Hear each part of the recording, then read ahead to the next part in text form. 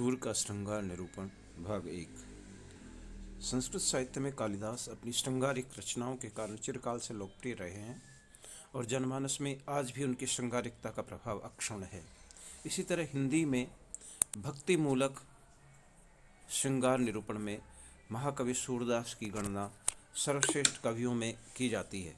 यद्यपि हिंदी की विशाल काव्य परंपरा में श्रृंगार निरूपण बहुत अधिक हुआ है, किंतु परिमाण और गुण दोनों ही दृष्टियों से सूर की तुलना करने वाला अन्य कवि आज भी दिखाई नहीं पड़ता। मध्यकाल के जिन भक्त कवियों ने सूर की तुलना की जाती है वे हैं गोस्वामी तुलसीदास, किंतु श्रृंगार निरूपण में उनकी भी काव्य प्रतिभा सूरदास के समक्ष ठहर नहीं सकी और लगता है कि सूर के पश्चात अन्य की श्रृंगारिक उक्तियाँ उनकी झूठन जैसी प्रतीत होती हैं।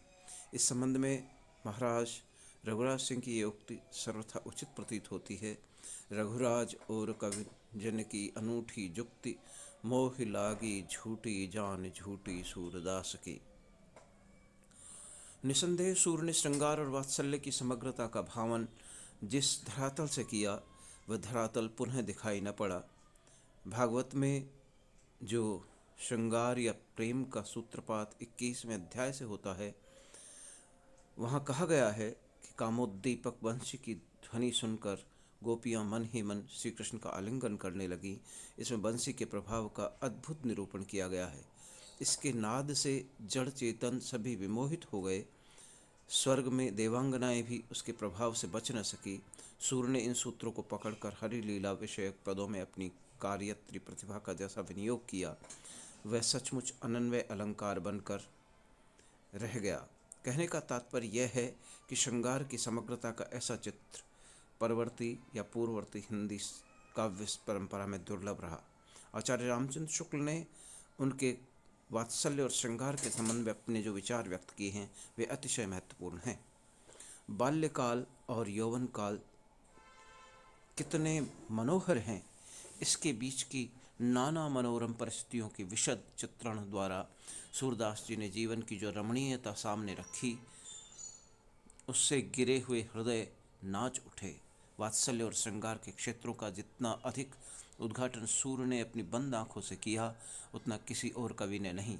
इन क्षेत्रों का कोना कोना वे झांक आए। सूरदास के श्रृंगार चित्रण की कुछ अपनी विशेषताएं हैं जिन्हें हम निम्न भागों में विभाजित कर सकते हैं। सूर ने संयोग श्रृंगार के साथ ही विप्रलंबी या वियोग दोनों पक्षों का मार्मिक वर्णन किया है। संयोग के अंतर्गत प्रेमानुभूतियों की अनेक रूपता का निरूपण, वियोग के अंतर्गत वात्सल्य वियोग के साथ गोपियों एवं राधा की विरह जनित अनेक अंतरदशाओं की मार्मिक अभिव्यक्ति, वियोग श्रृंगार के अंतर्गत भ्रमर गीत जैसे प्रसंग की उद्भावना। सूर का संयोग चित्रण मनुष्य के मन में आदिम अरण्य जीवन की वासनात्मक और पाशविक प्रवृत्तियाँ और उनसे निकलने की संस्कृत भावनाएं एक साथ जीवित रहती हैं और इन दोनों में संघर्ष भी होता रहता है। दोनों ही क्षमशील होने के कारण अपने क्षेत्र में विजयी होती हैं, परंतु अब मनुष्य उस कंदरा के जीवन से बहुत आगे निकल आया है। अतः अपने सुसंस्कृत जीवन के अनेक सोपानों का निर्माण अपने काव्य और अपनी कलाओं के माध्यम से अप्रतिहत गति से करता रहा है। सूर आदि भक्त और श्रेष्ठ रचनाकारों ने अपने साहित्य के द्वारा उन भावनाओं को व्यक्त किया जो मनुष्य की भावनाओं का परिष्कार करके उसे दिव्य लोक की ओर उन्मुख कर सकें। सूर के प्रेम तत्व की यही उपादेयता है कि उसके कारण मानव असाधारण व्यापारों की सीमा से निकलकर मनुष्यत्व के सामान्य धरातल पर पदार्पण करता है। सूर ने अपने प्रेम तत्व के निरूपण में मनुष्य की इसी रागात्मकता को उभारने की पूर्ण चेष्टा की है जो मनुष्यत्व के अधिक निकट है।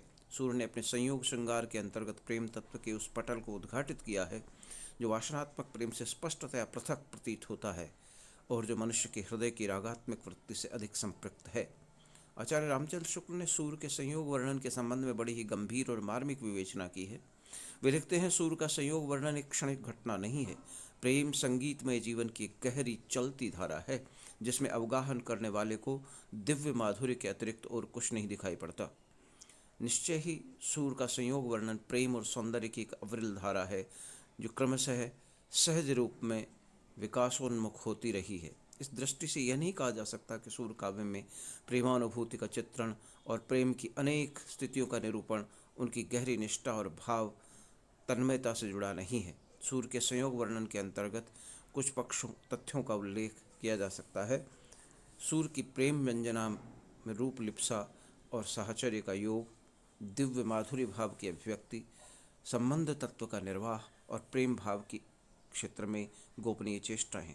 प्रेम व्यंजना में रूप लिप्सा का साहचर्य, ये कहा जा चुका है कि सूर की प्रेम व्यंजना का विकास जिस प्रेम लक्षणा भक्ति के आभोग में हुआ, उसके दो रूप देखने को मिलते हैं।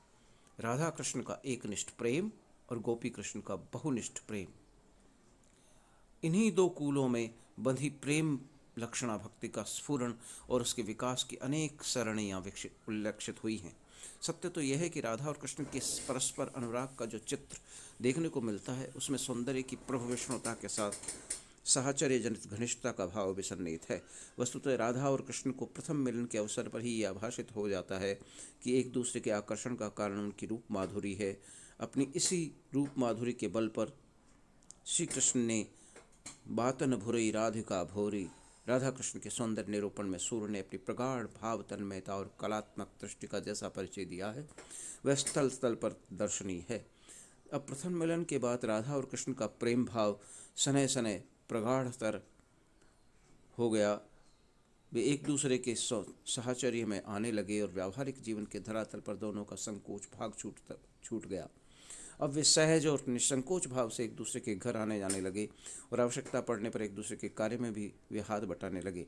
यथा राधा को अपनी गाय दुहने की जब आवश्यकता पड़ती तो उन्हें श्री कृष्ण से अधिक चतुर और दुग्ध दोहन में प्रवीण कोई दूसरा नहीं दिखाई पड़ता।